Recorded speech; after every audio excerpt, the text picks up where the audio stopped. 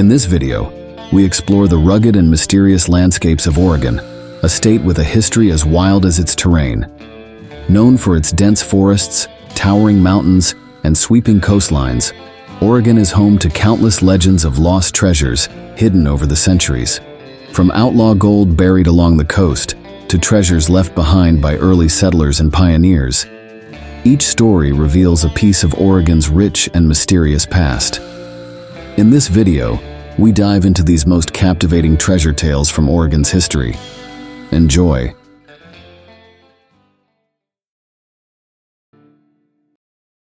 Oregon's rich earth has yielded gold worth millions of dollars.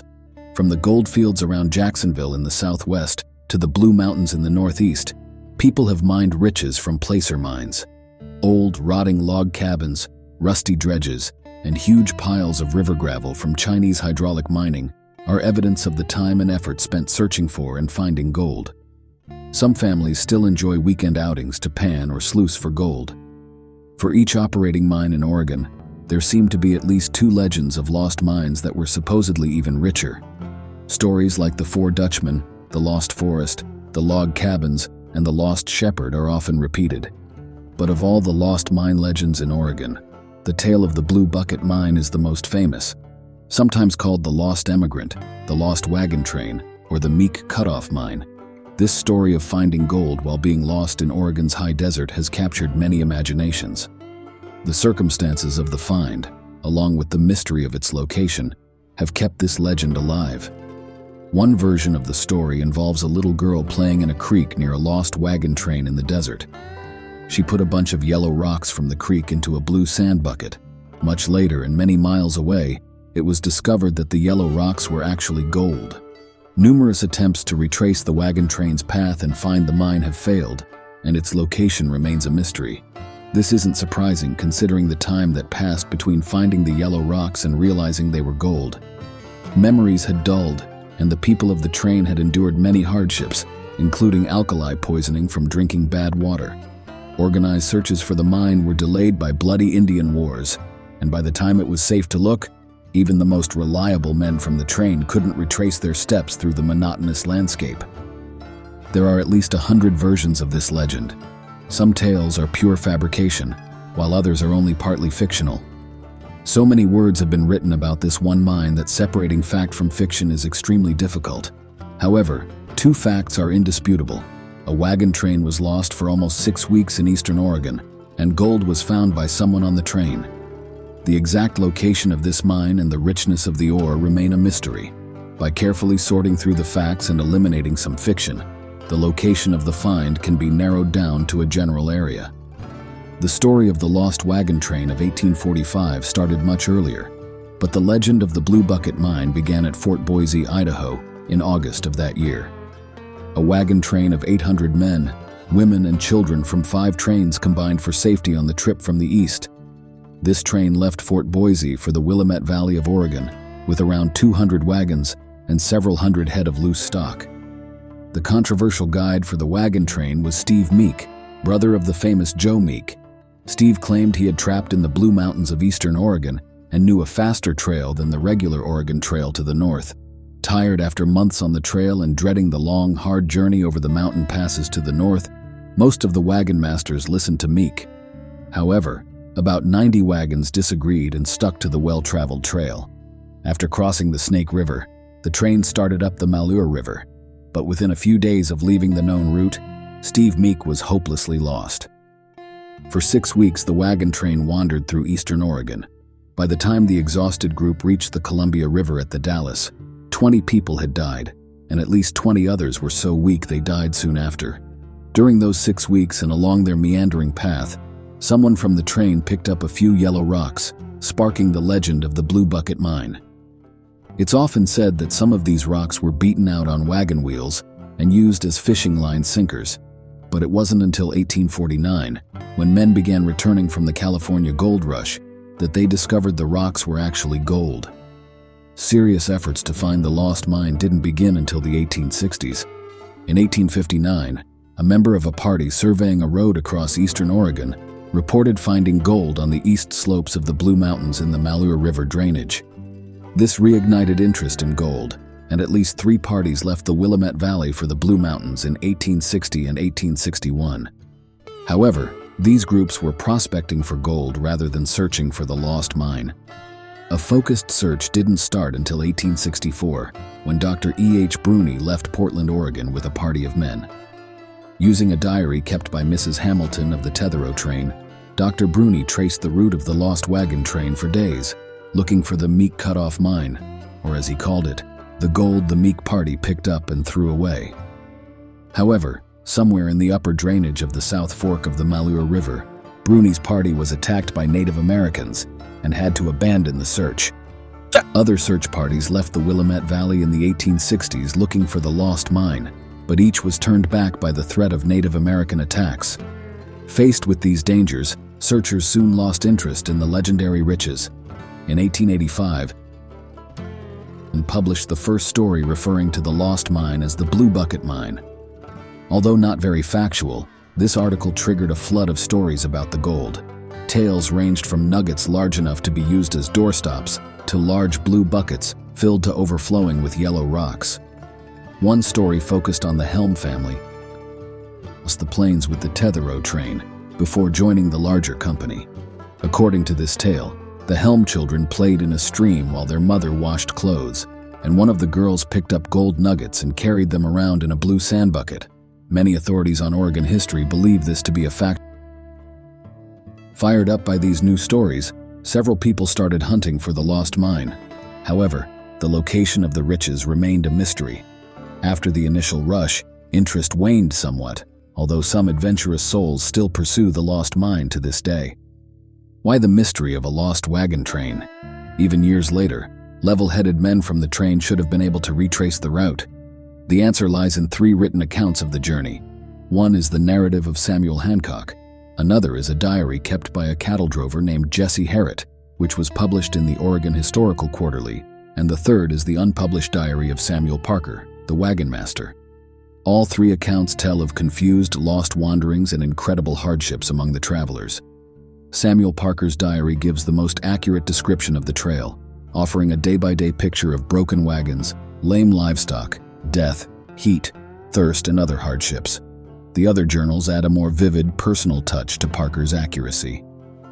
On August 24, 1845, the wagon train left the well-traveled Oregon Trail and started up the Malheur River. Easygoing on the lower reaches initially added an eager, festive air to the company, but this soon shattered on the rocks of the upper river. For days, the company endured a nightmare trying to traverse the rocky terrain. Wagons splintered, animals became so footsore they refused to move, and people were worked and jolted into a state of exhaustion and illness. On September 5th, the train finally left the rocky area, crossing into an even worse nightmare, the Great Malheur Lake Basin. They wandered over the alkali plains, now called Crane Prairie, where thirst was a constant companion and many people fell sick from drinking alkali water. Almost certain disaster was averted by an all-night march from the desert to some sloughs on September 11th. These stagnant pools, referred to as the Stinking Hollows in emigrant journals, are thought to be near Christmas Valley, a short distance from the town of Silver Lake. However, the hollows couldn't provide enough water for the settlers and their animals, and the available graze was scarce and consisted mostly of tough saltgrass. Scouting parties continued to search the surrounding country for water and grass. Finally, good news came back to the wagons. Another ordeal began as they struggled through soft pumice soils that dragged at the wagon wheels, with thick dust choking the already thirsty travelers and animals. On September 17th, after a night-long march, the train reached a spring believed to be in the headwaters of the Crooked River. For 2 more weeks, they toiled through the dry canyons, possibly wandering as far northwest as Fossil and crossing the John Day River twice. The prolonged shortage of water, dust, and other rigors of the trail began to take their toll. According to Samuel Parker's diary, 4 people died on September 23rd, 6 on the 24th, 3 more on the 25th, and another 5 on the last day of the month. On that last day of September, the company camped on the Crooked River near what is now Prineville. On October 2nd, they reached the Deschutes River, which they crossed with considerable difficulty. Finally, on October 7, 1845, the train reached the Dalles on the Columbia River. As noted in Mr. Parker's diary, Words could not capture the full extent of the company's hardships. None of the diaries or narratives of the journey mention the yellow rocks, but this isn't surprising. It wasn't until 1849 that it was discovered that gold had been found by the emigrants. To the journalists, the yellow rocks were either curios or children's toys. After the first story about the Blue Bucket Mine appeared in the Oregonian in 1885, many other versions emerged. Several people who were on the trip or knew those on the train rushed to share their stories. W.J. Heron claimed that he and his sister, while hunting for water along a dry creek bed, came upon a pool where they found nuggets and put them in a blue bucket. Another story relates that a woman on the train picked up enough yellow rocks to fill a blue water bucket and carried them to the wagon in her apron. Yet another version claims that one of the wagon masters, Sol Tetherow, found the gold and placed it in a blue water bucket for safekeeping. There are as many locations mentioned as there are versions of the legend, including the Steens Mountains in southeast Oregon, the Warner Mountains near Lakeview, Hampton Butte near Hampton, Butte Creek near Fossil, Mountain Creek near Mitchell, and Tie Creek on the west side of the Deschutes River, among others. Although the legend of the Blue Bucket Mine has numerous variations, one detail consistently appears. The yellow rocks were found in the Malheur country, and the headstone of a woman's grave is said to be the gateway to the mine. As the legend goes, a woman named Chambers died shortly after the wagon train left the Snake River. She was buried beside the trail with a stone marker bearing her name. According to several members of the company, the gold was found within 1 or 2 days' travel of this grave. During the Chief Joseph Indian War in 1877, a scout for General Howard thought he had found the right grave. He later told Duncan Teeter, an old prospector, about its location. Teeter found the headstone without difficulty and prospected west from the site for months, but he never found the mine. Disheartened, he returned to the Willamette Valley to discuss the grave with members of the Meek train. The information he received from the emigrants convinced him it was not the correct grave. Teeter and the Army scout were not the first to visit the site. 2 Frenchmen prospecting in the area had stumbled upon the head marker. Remembering the legend of the Blue Bucket Mine, they began a search but were forced to flee by hostile Indians. Before leaving, they moved the grave marker several miles to confuse other searchers. During this same period, H.B. Reeves, a prominent Malheur rancher, started his own search for the mine. At the mouth of the North Fork of the Malheur River, he found a grave containing the bones of an immigrant. Believing it to be the Chambers grave, he searched west from that point. However, people from the Meek train disclaimed any knowledge of this grave, arguing that the wagon train had never gone that far north. This is substantiated by the Herritt Diary, which mentions the South Fork of the Malheur River. The mystery of the dead woman's grave wasn't solved. Walter Meekum, executive secretary of Old Oregon Trail Inc., discovered the grave of Mrs. Sarepta King Chambers in Agency Valley. The headstone was marked simply, Mrs. S. Chambers, 45. Historians found that Mrs. Chambers had been a member of the Meek train and had died on September 3, 1845. Using this grave as a starting point, searchers continued to hunt for the mine to the north and west in the headwaters of the Malheur. There are 2 facts to remember. Mrs. Chambers was buried in Agency Valley on September 3rd.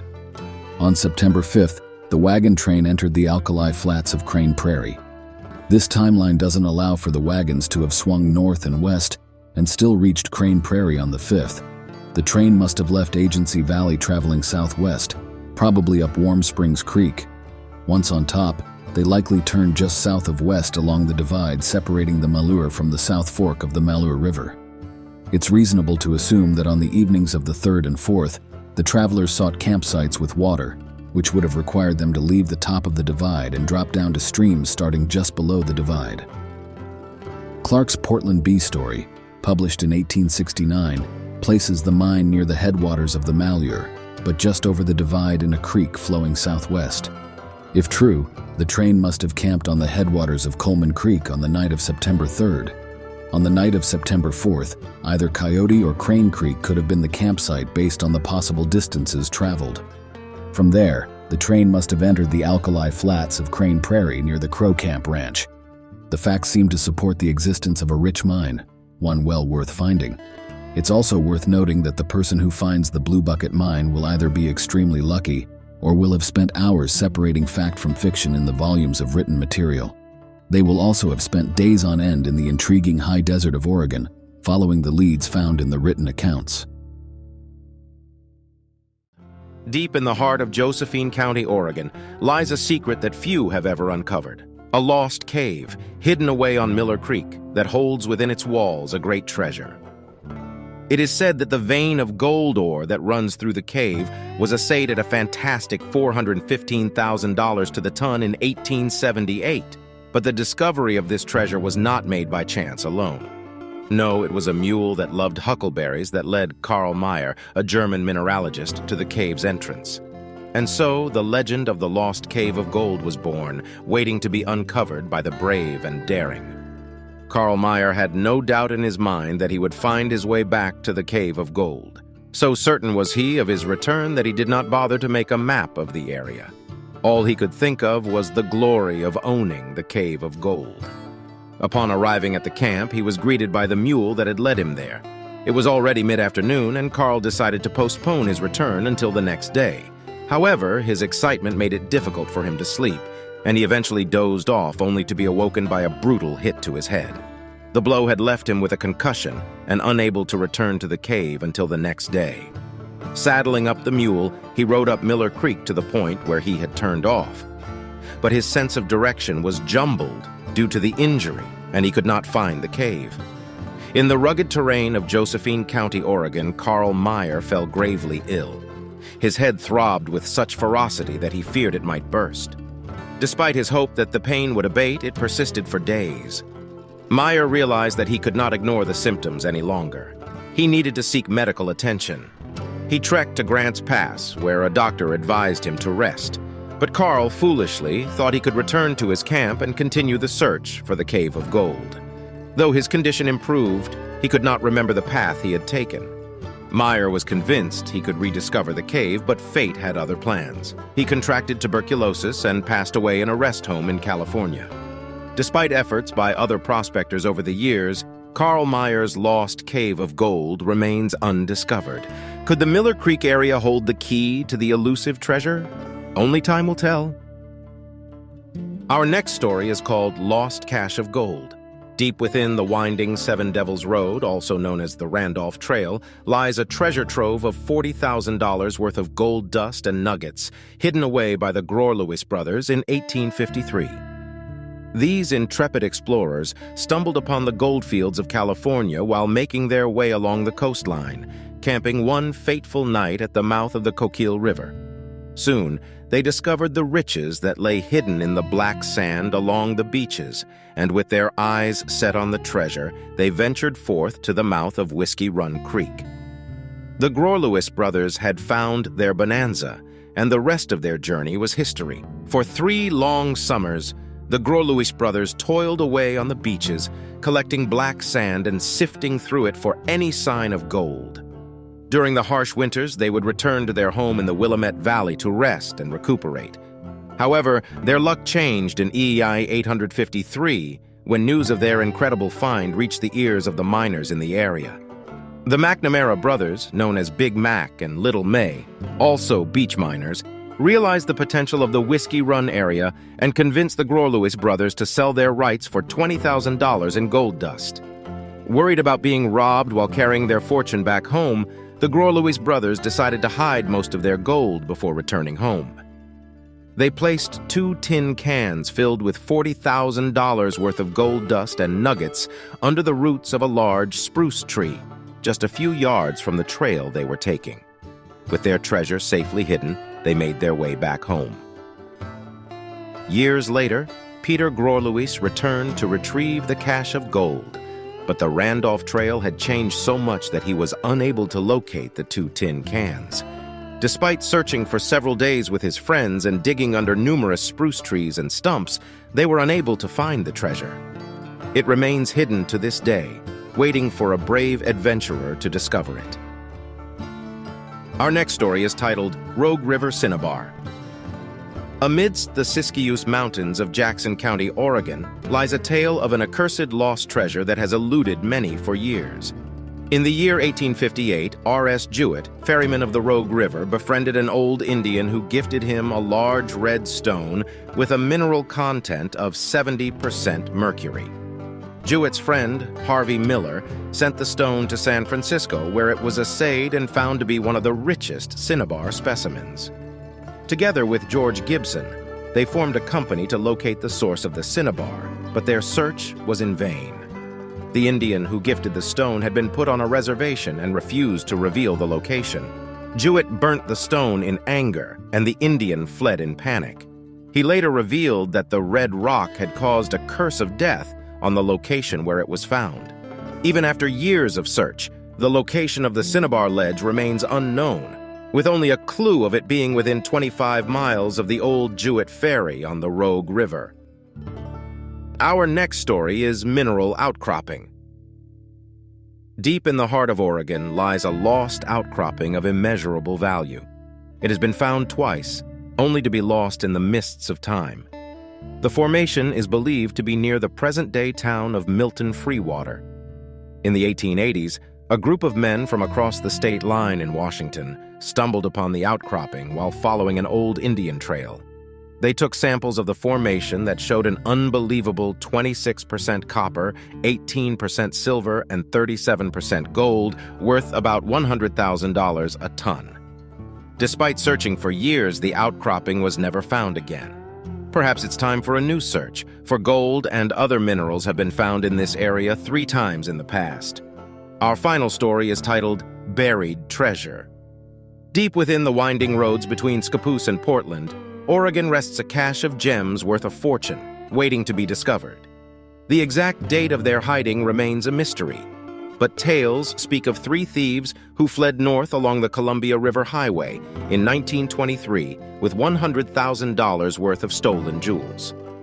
Frank Nash, Bud Maxfield, and C.R. Williams sought refuge in the forest and buried their loot in 2 mason fruit jars. Nash and Maxfield met their end at the hands of the FBI, while Williams was never seen again after his search for the treasure. The gems still remain hidden, waiting for a brave soul to uncover them. Along Oregon's rugged northwest coast, Neahkahnie Mountain rises 1,700 feet into the sky, shrouding a mystery of buried Spanish treasure. Here, the wealth of the Manila galleon, San Francisco Xavier, worth an estimated $2 million, awaits a fortunate finder. Those following the clues left behind are eventually led to the archives of the Indies in Seville, Spain, where the galleon's shipping manifests are preserved in Legajo, bundle 214 of old maritime records. Experts believe the treasure's contents are diverse.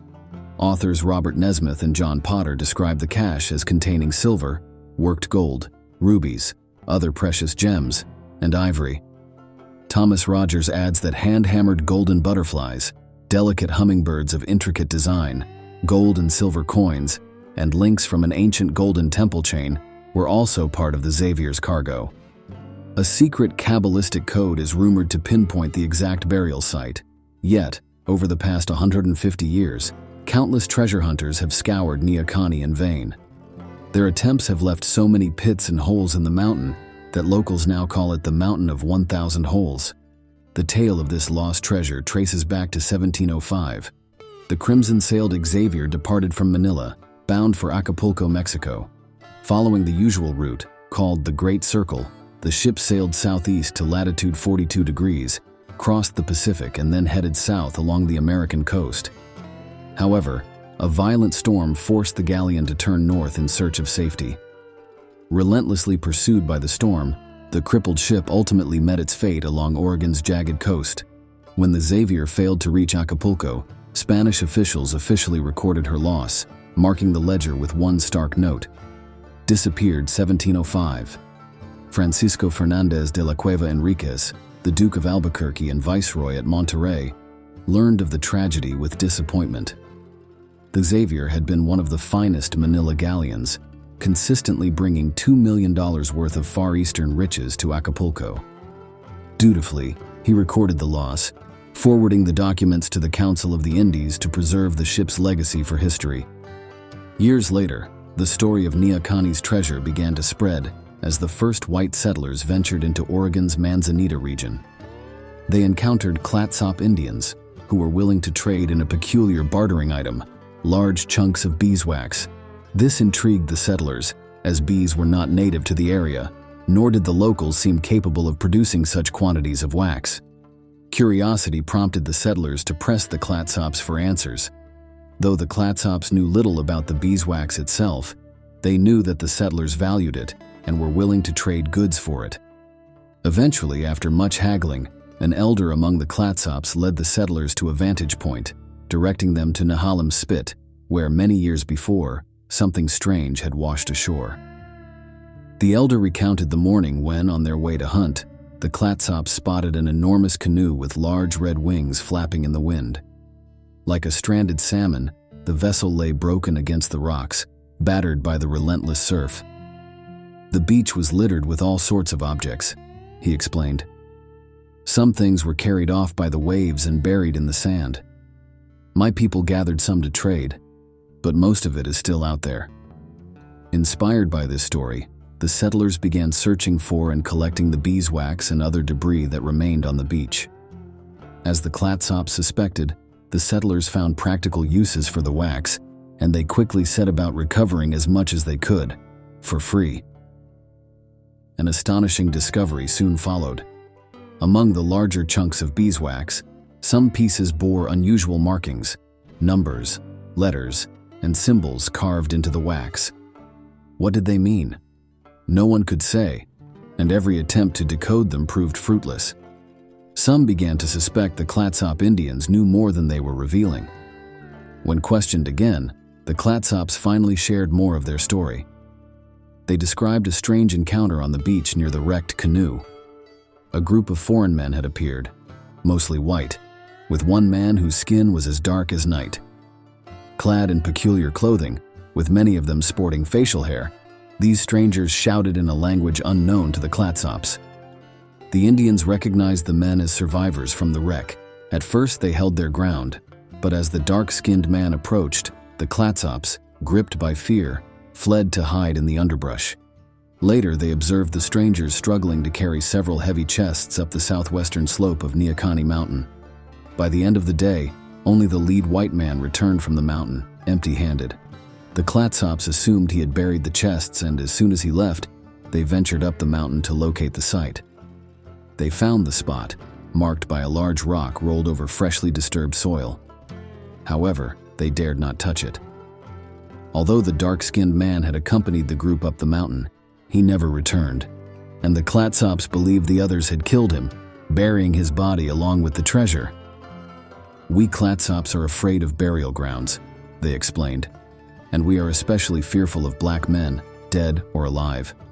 But there's an even greater reason why we would not disturb the hiding place.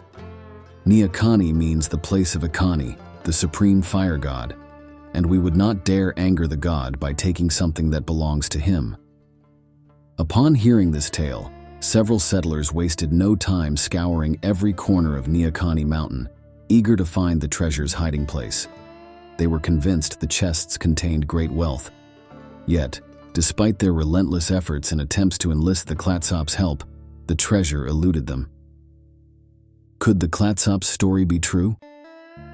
The shipwreck was evident from the beeswax strewn along the shore, but if foreign men had indeed buried treasure on Neahkahnie, what had become of it? The answer may lie in early historical records.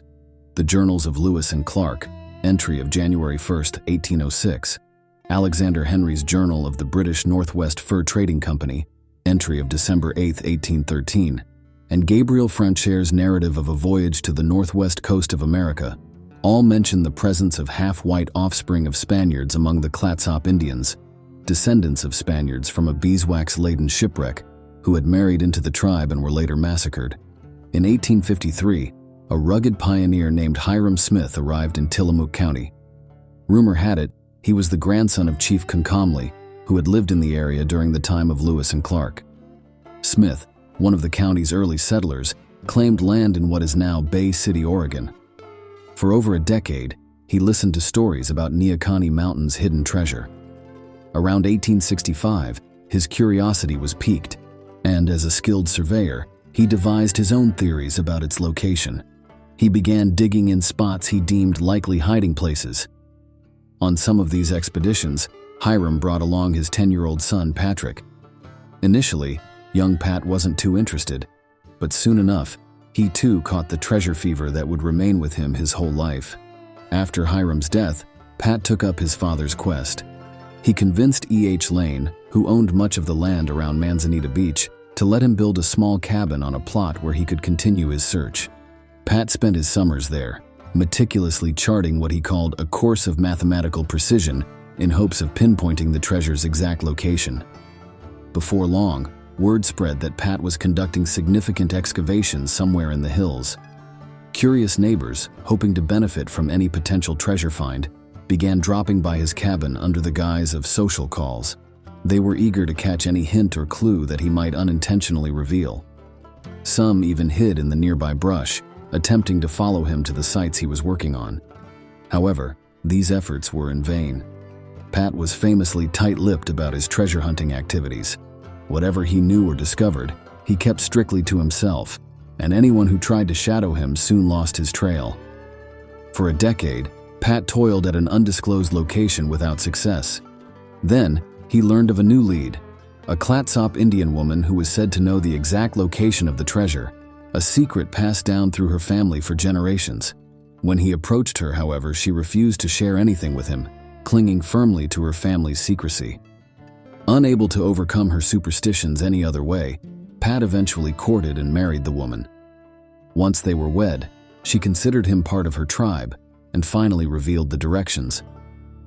There is a small creek that flows out to the ocean near the base of Neahkahnie. If you go there, you'll find a Y where the first small branch stream joins the creek. The treasure you seek is buried within that Y, so I've heard all my life. Pat wasted no time in rushing to the area she described, but despite his efforts, he could not locate the little branch stream. It simply wasn't there, at least not as she had said. Just as he was about to give up, he noticed a faint trickle of water seeping from the ground. He began digging and uncovered an old spring, apparently the original source of the elusive branch.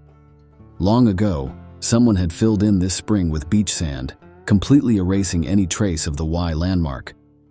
As he dug deeper, Pat discovered that the spring water had been rerouted into a man-made underground channel.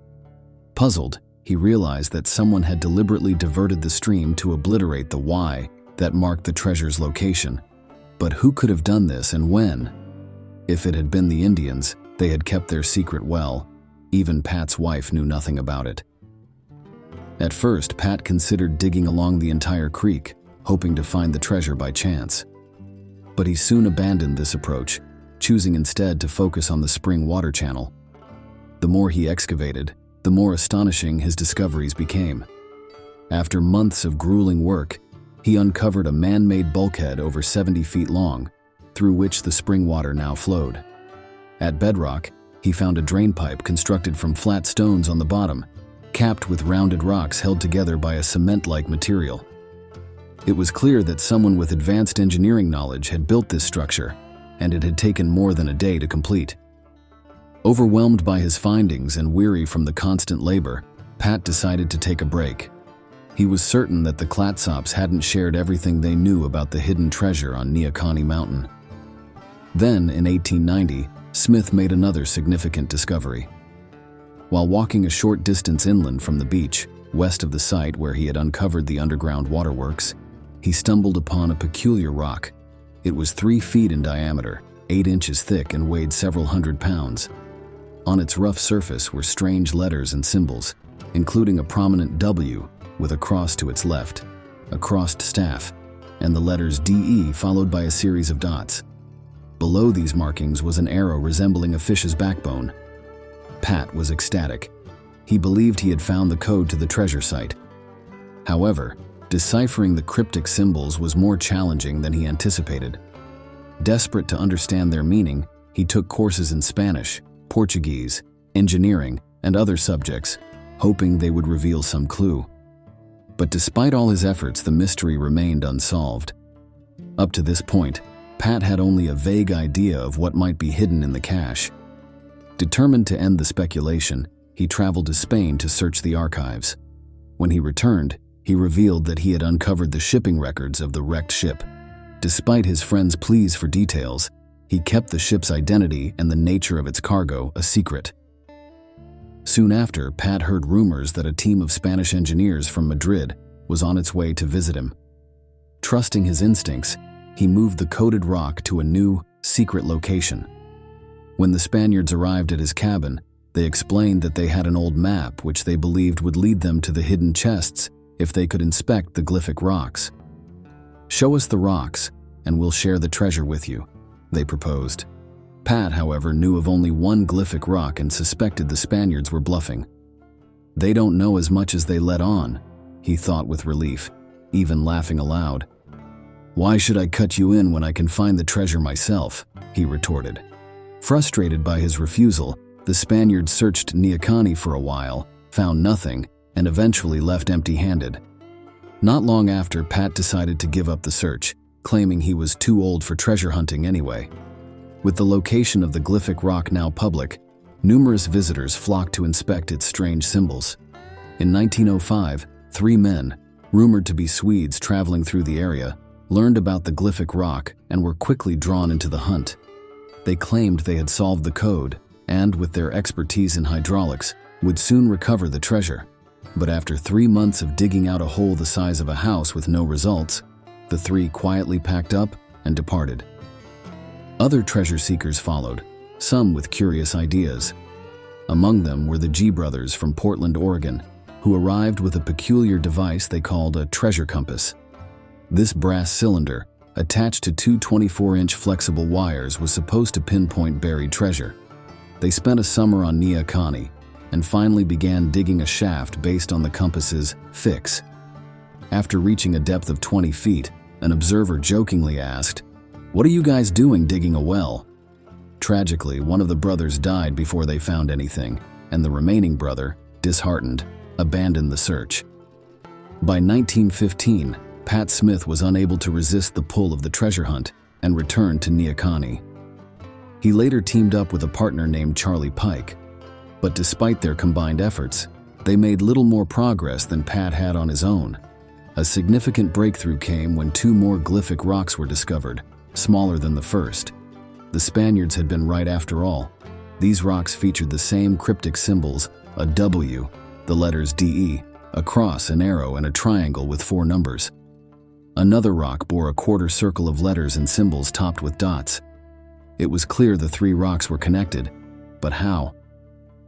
For the next decade, Pat devoted himself to studying these mystery rocks, convinced their solution was right in front of him. Yet, despite his persistence, he made no headway. When he passed away in 1925, it seemed he was no closer to unearthing the treasure than he had been at the start. By now, most believed the treasure ship was the San Francisco Xavier, a Spanish galleon lost in 1705. Scholars had long known that such galleons regularly transported gold, silver, pearls, precious stones, ivory, and an assortment of luxury goods from Manila to Mexico. Filipino historian Antonio de Morga had written that the galleons also carried cakes of white and yellow wax, which were prized by Spanish missions for making candles, statues, and religious figures. In 1939, Professor William Lytle Shirts published The Manila Galleon, which shed new light on the mystery of the beeswax markings. According to Shirts's research in Spanish archives, each merchant had a unique identification mark, letters, numbers, or symbols stamped onto their goods. This was recorded in the ship's manifest, linking each parcel to its owner.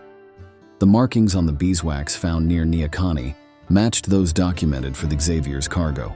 With these revelations, Neahkahnie Mountain fell quiet until 1946, when 4 men launched a well-organized and well-financed expedition. Despite employing modern electronic equipment to decode the mystery rocks, they met the same fate as those before them: failure. Then, in July 1965, an intriguing incident occurred. 2 scuba divers, Bob Nash and Steve Misko, discovered an underwater cave near Neahkahnie's base. The cave, 10 feet wide and 12 feet high, sloped upward beneath the mountain. Venturing inside, they found several human skeletons in a seated position, suggesting they hadn't been washed in by the tide. Nearby, Nash discovered an ancient artifact believed to be the head of a Spanish halberd, likely from the San Francisco Xavier. This discovery raises the tantalizing possibility of a hidden subterranean chamber beneath Neahkahnie, accessible only through treacherous Pacific waters. Could this cave hold the Spanish treasure? The notion of a mysterious underwater vault guarded by ancient bones is enough to ignite the imagination of any treasure hunter. For now, our story concludes. Until someone finally deciphers the code on the mystery rocks, the legendary $2 million treasure cache on Neahkahnie, Oregon's Mountain of 1,000 Holes will remain just out of reach. During the early 1930s, the Prefontaine family resided along Foots Creek in the rugged terrain of southern Oregon's Rogue Country. One chilly November day, an aged Model A Ford wheezed its way up the hill and halted at their doorstep. From within emerged a towering, gaunt figure, adorned with a snow-white beard. This elderly gentleman approached Mrs. Prefontaine, the occupant who answered the door, seeking permission to leave his vehicle while he explored the nearby gulch for prospects.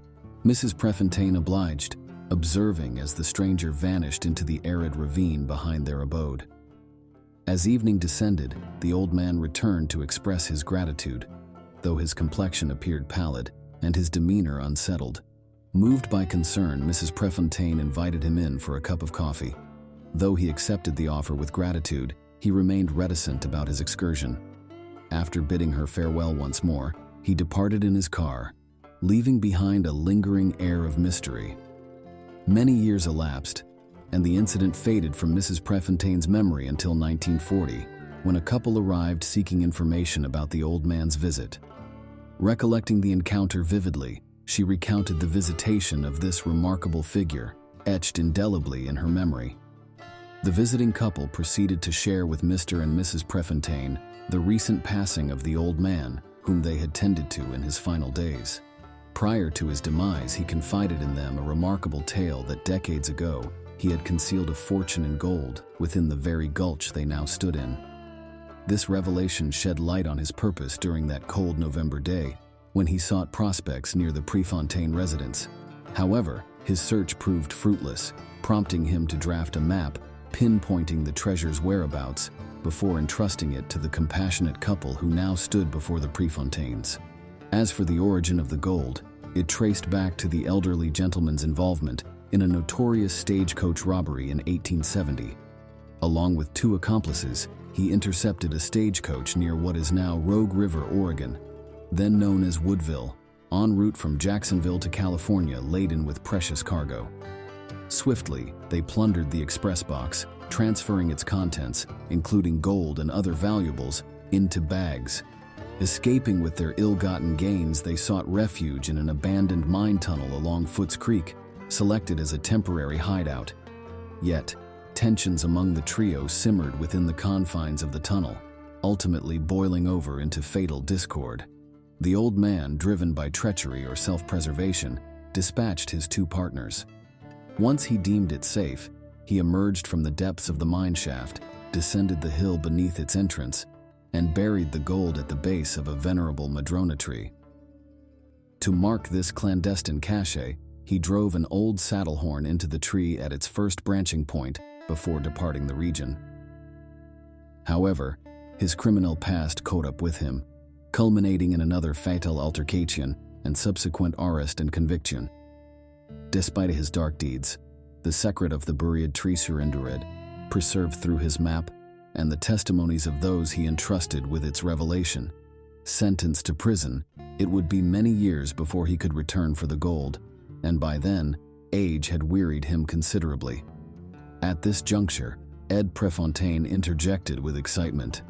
"I recall seeing an old rusty saddle horn protruding from a tree somewhere up the gulch," he remarked.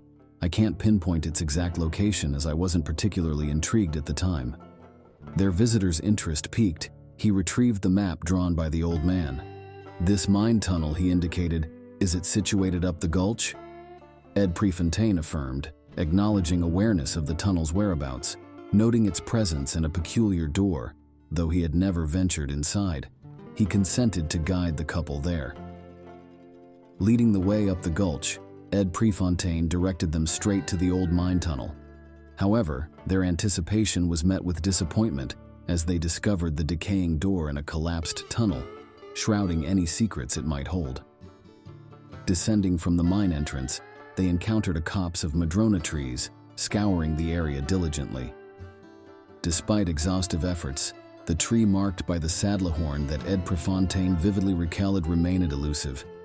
Though he knew it existed, he couldn't locate it, prompting the couple to concede a defeat and depart, taking the map with them. Henceforth, Ed Prefontaine never ventured up the gulch without scouring for the rusty saddlehorn nestled in the crotch of a madrona tree. Yet, despite his persistent quest, he never stumbled upon it, leaving the cache concealed to this day. The vicinity lies not far from Highway 99, with the remnants of the old mine tunnel still discernible, a silent witness to the treasure that eludes discovery. His hand shook as he picked up small samples of ore from the ledge. The quartz was a light grayish blue, speckled with beads of gold. Excitement churned in his stomach, sending fire through his limbs. He plopped down heavily on a large rock, grateful for a rest, but his eyes stayed glued to the ore in his hand. This wasn't the first time Shefflin felt such excitement. Almost 20 years ago, he'd led his mule through the Apache-infested desert of southern Arizona and found a mountain of silver. He named his first claim there Tombstone, giving birth to one of the wildest towns in the American West. Ed Shefflin had left Tombstone a millionaire, and now, 2 decades later, he was prospecting the low, wooded hills of southern Douglas County, Oregon. Shefflin broke off a few more pieces of the beautiful ore from the vein. Weighing each piece in his hand, his bearded face lit up with pleasure. Suddenly, he noticed the daylight fading and was surprised to see the sun sinking below the horizon. He reluctantly put the samples in his coat pocket and shivered. Though it was May, Oregon nights were still damp and cold. He carefully covered the discovery site with rocks and brush, knowing he should get the ore assayed before doing more work and wanting to keep his find hidden from hunters and other prospectors. Gathering his tools and canteen, Shefflin started back to his camp, which consisted of 2 blankets, a coffee pot, and a little food. He had a cabin a few miles away and planned to return there the next morning. The excitement of his discovery kept him awake most of the night. His impatience in the morning caused him to skip breakfast. He grabbed 1 blanket, his gun, hand tools, and ore samples, and headed down the mountain to his cabin. Shefflin arrived at his cabin around mid-afternoon. The cabin was cold and empty. His excitement had mellowed, and he set about his usual tasks. He started a fire in his wood stove, the warmth reminding him he hadn't eaten in over a day. He put a pot of beans on to boil and a pan of biscuits in the Dutch oven. Finally, he took down his utensils and chemicals for assaying ore samples, stepped outside, and sat on the porch to crush the ore he wanted to test. Gold fever had struck Ed Shefflin early in life. At 12, he ran away from his father's homestead in Jackson County, Oregon, to join the rush to the Salmon River diggings in Idaho. The river was soon worked out, but Shefflin's restlessness and love for prospecting drove him to search for other deposits. During his teens and early 20s, he drifted through the West, taking occasional jobs to get by. During one such lean spell in Arizona, Shefflin, not yet 25, took a job as an Army scout at Fort Huachuca. But this job didn't distract him from his main interest, prospecting. Often, when he returned from a scouting trip, his saddlebags were bulging with ore samples from the desert. It was on one such scouting trip that Shefflin found pieces of float that led to his silver discovery in the Arizona desert and the founding of Tombstone. Riding along the San Pedro River in southeastern Arizona, a few pieces of white rock caught his eye. He dismounted and picked one up. Its color and weight hinted at high mineral content, and Shefflin immediately began searching for an outcropping that could have produced the ore samples. Though he didn't find the mother lode that day, his spirits remained high as he rode back to Fort Huachuca. Shefflin's discovery was deep in Apache country. When he told one of his officers about his plan to return to the San Pedro for prospecting, the officer warned him that he'd only find his tombstone out there. Ignoring the warning, Shefflin quit his job, gathered tools and supplies, and headed back to the San Pedro. He wasted no time starting his search, and after 2 weeks, found a rich ledge bearing almost pure silver. Remembering the officer's warning, He named the strike Tombstone. Without the funds to develop the mine himself, he went to Signal Hill, Arizona, to get his brother Al's help and to raise money. Over the years, Shefflin had become more than just a prospector. He was an expert in geology and mining techniques. Confident that his find was valuable, he sought professional opinions in Signal Hill, but most were negative. Finally, a mining engineer named Richard Gerd took an interest and agreed to back Shefflin as a partner. In February 1878, Shefflin, his brother Al, and Gerd set out for the San Pedro. The Tombstone ledge turned out to be a rich but shallow pocket. Soon, though, Shefflin found the mother lode, which he called Tough Nut. It eventually yielded $75 million. The town of Tombstone quickly sprang up around the strike, becoming infamous for its wild and lawless nature. After earning their first million, the Shefflin brothers left. Ed traveled to New York, Washington, and Chicago, but city life never suited him. In 1893, Shefflin bought a boat and sailed to Alaska with his younger brother to prospect up the Yukon. They found no rich deposits and returned to San Francisco. There he married, built a house, and tried to settle down again.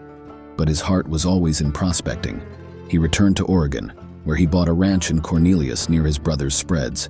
He outfitted himself with a buckboard and a pair of white horses, then drove up the South Umpqua to Purdue, Milo. The postmaster advised him to drive up Days Creek and hike over the ridge to Texas Gulch and Coffee Creek. Following the advice, Shefflin drove up Days Creek to Moore Creek and built a cabin. A couple of miles down Days Creek lived a man named Chamberlain, and 5 miles farther was the Jackson homestead, where Shefflin pastured his horses and picked up his mail. On the ridge above his cabin, he found an unusual formation of red quartz-like rock. He searched for weeks until he found a ledge of gold-bearing blue quartz. Once a week, Shefflin walked 7 miles to the Jackson homestead to pick up his mail and buy milk and eggs.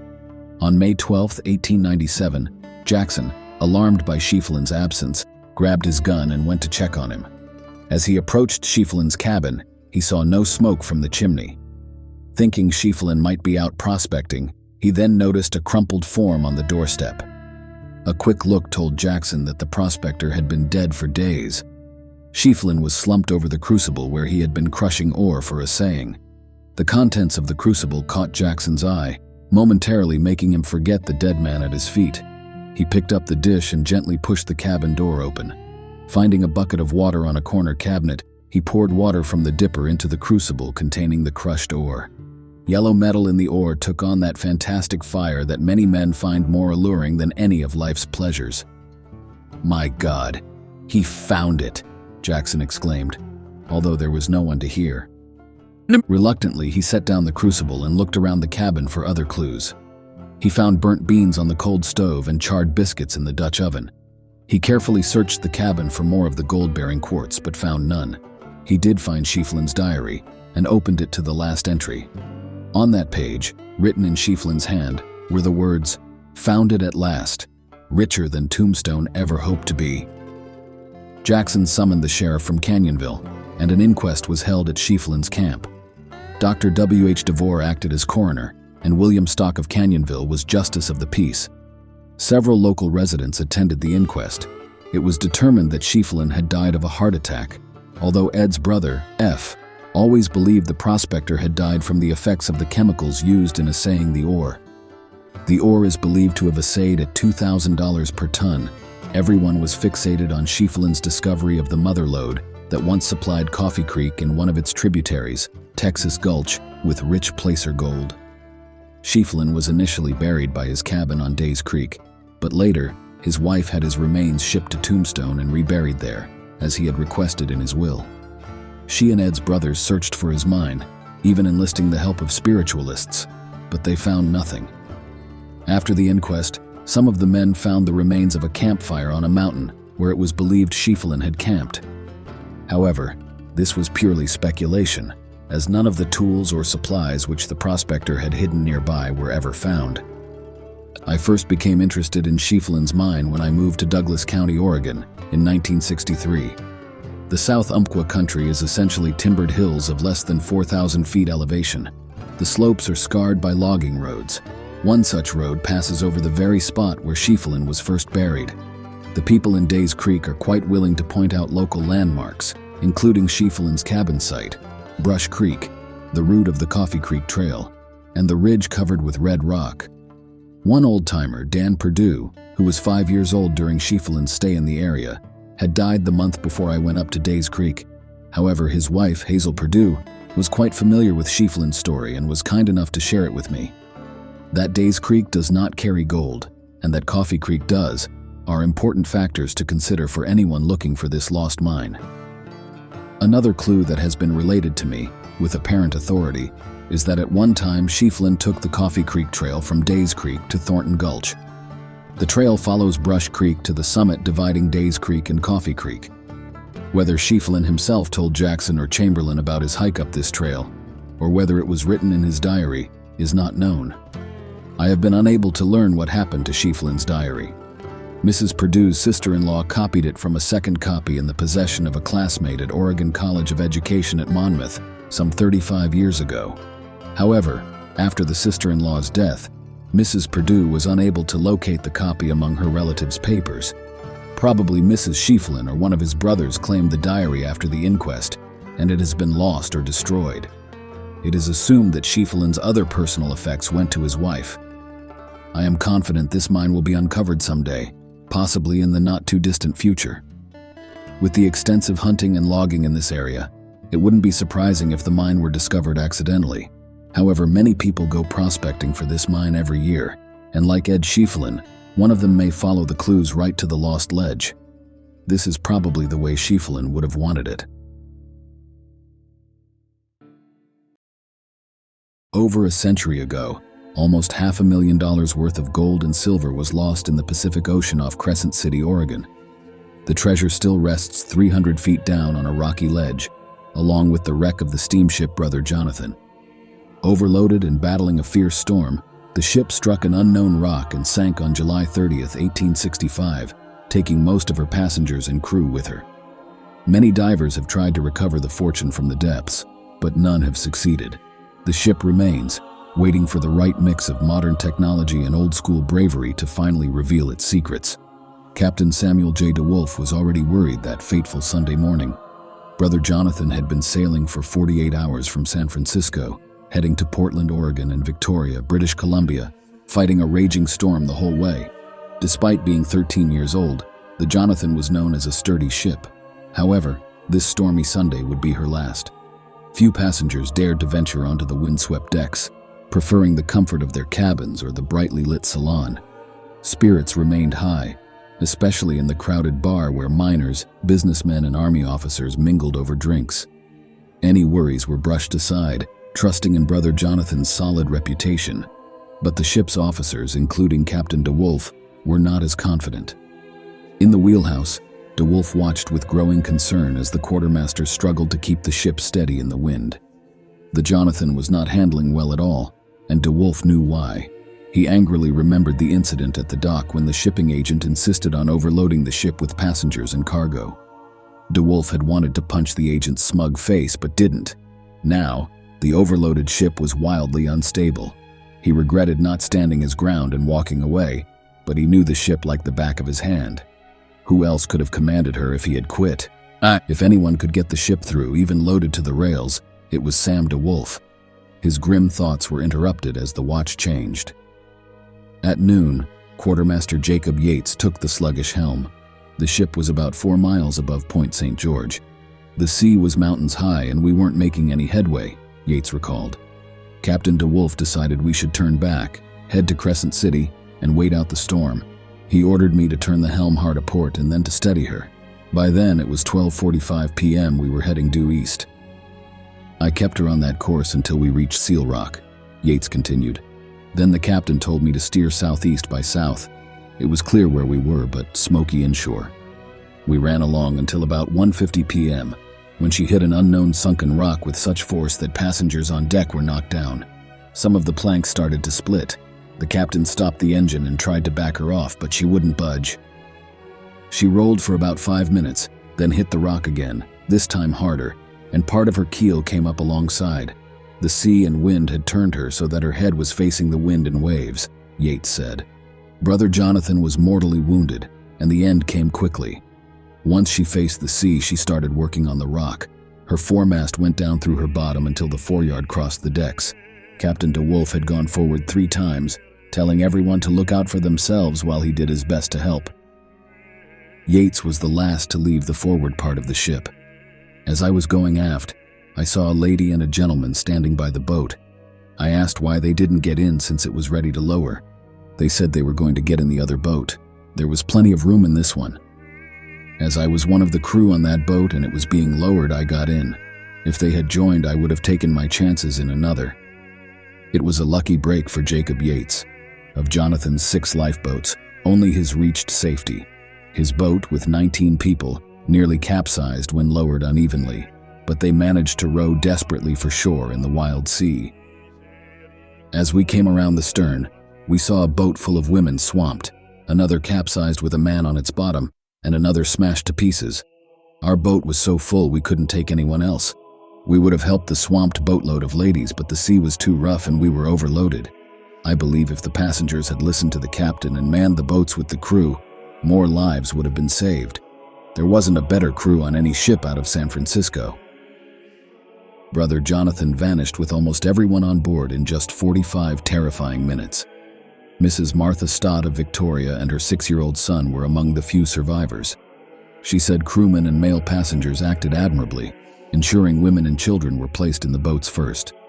Ironically, Captain DeWolf had guided the wife of Brigadier General George Wright to another boat, saying the one with Mrs. Stott was full. Mrs. Stott saw another Victorian, Mrs. J.C. Keenan, in the water wearing 2 life preservers. She seemed dazed, possibly struck by a plank or a boat. Mrs. Keenan was the wife of the chief engineer of the Victoria Fire Department. The only lifeboat that made it was overloaded, and the passengers had to bail water constantly using a bucket and one man's hat. Mrs. Stott insists that Yates, the quartermaster, did everything he could to get more people into the boat. She believes the reason so many crew members were saved was that this boat, being the smallest, was considered less safe by the officers and gentlemen on board. One of the most prominent victims of the Jonathan was General George Wright, who was on his way with his staff to take command of Northwest troops. Among his staff was Major E.W. Eddy, the paymaster in charge of a large payroll, rumored to be in silver. Oddly enough, Major Eddy seemed to have a premonition of disaster. Before boarding the doomed ship, he balanced his books, settled his private affairs, and wrote his will. He told friends he had a feeling he would never return. Sadly, his eerie premonition came true. Today, rumors of the Jonathan's treasure are still alive. While some reports have valued it as high as $1 million, more recent estimates suggest it's closer to $300,000. Several salvage attempts have been made over the past century. In 1879, the San Francisco Chronicle reported on an expedition led by Captain Woods to recover the treasure from Brother Jonathan. The schooner Phantom, carrying the divers and their equipment, has reached the believed wreck site, the Chronicle noted. However, rough seas have prevented any work so far. Once the weather calms, the crew will vigorously pursue lifting the $1 million in coin and greenbacks that sank with the vessel. The team is in high spirits and confident of success. Unfortunately, it turned out to be a case of mistaken identity. This kind of setback plagued all salvage efforts before the turn of the century. 11 years after Captain Woods's failed attempt, Captain Peter G., a San Francisco capitalist, tried his luck. He equipped the schooner Mary Anderson with men and machinery. G's hopes were sparked when an old sailor visited Lawrence Ford, a well-known Market Street ship chandler. The sailor introduced himself as one of the few survivors of the Brother Jonathan wreck and claimed he could locate the exact spot where the ship sank. Seeing the opportunity, they sent the sailor and a diver named George Baker to the wreck site ahead of the G party. They used long-sounding lines to search for the wreck near Point St. George. The sailor believed that tides and settlement had dragged the ship away from the rocks into deeper water. After several days of monotonous work, they finally got results. Several miles from Point St. George in 100 fathoms of water, the diver felt a delicate strain on the rope. Excited, he continued to probe the area and felt a hard resistance, a sign they had found something foreign to the ocean bottom. Preparations were made for the descent. The diver suited up in his airtight gear and was lowered through the water until he reached the bottom. After groping around, he discovered a beam standing in solitary relief, the remains of a ship. However, Much of the hull had either been destroyed over time or buried in sand. Despite this, they believed they had found a significant clue. Unfortunately, it turned out to be another ship, not the brother Jonathan. Baker's primitive equipment only allowed him a few minutes on the bottom each time, and the depth remains a major obstacle. It's now believed that the treasure lies in about 50 fathoms of water, 8 miles west of Point St. George. Recovering the gold and silver will require substantial financial backing and the latest underwater gear.